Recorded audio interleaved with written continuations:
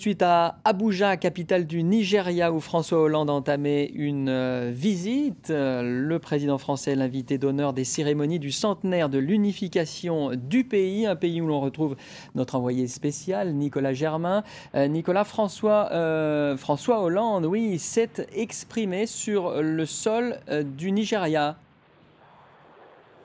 Absolument, c'était il y a quelques minutes, un discours d'une dizaine de minutes où il a évoqué notamment Boko Haram, ce groupe djihadiste qui opère depuis 2009 dans le nord du Nigeria, qui a déjà tué plusieurs milliers de personnes et qui encore cette semaine est accusé d'avoir tué 43 étudiants dans un dortoir.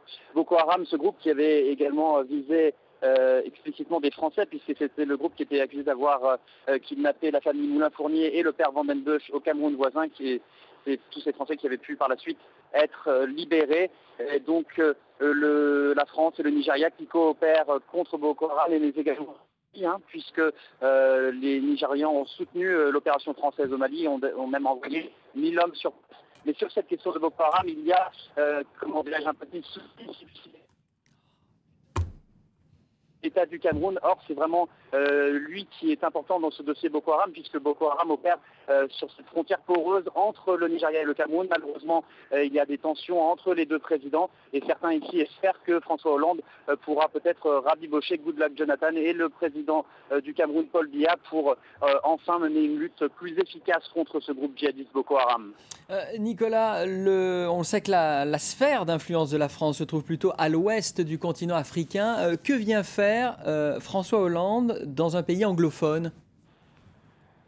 Écoutez, il y a plusieurs raisons à cette venue ici, où il est d'ailleurs l'invité d'honneur. Il y a une quinzaine de chefs d'État, mais un seul invité d'honneur, c'est François Hollande. François Hollande qui veut montrer qu'il ne s'intéresse pas seulement à ce qu'on appelle le précaré francophone, les anciennes colonies françaises.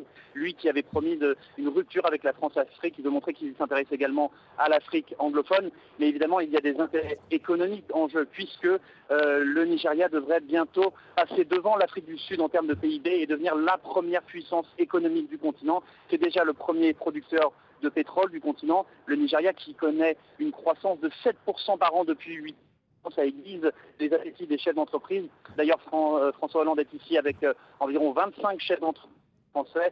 Et il y a notamment des représentants de Total, de Lafarge, de Renault, de Peugeot, mais également des d'entreprises, petites structures, comme par exemple, il y a quelques minutes, c'était le PDG de l'entreprise Vernier, qui eux construisent des fermes à base de panneaux solaires et qui vont signer là dans quelques minutes un contrat en présence de François Hollande avec pour construire notamment donc cette ferme de panneaux solaires dans l'ouest du pays.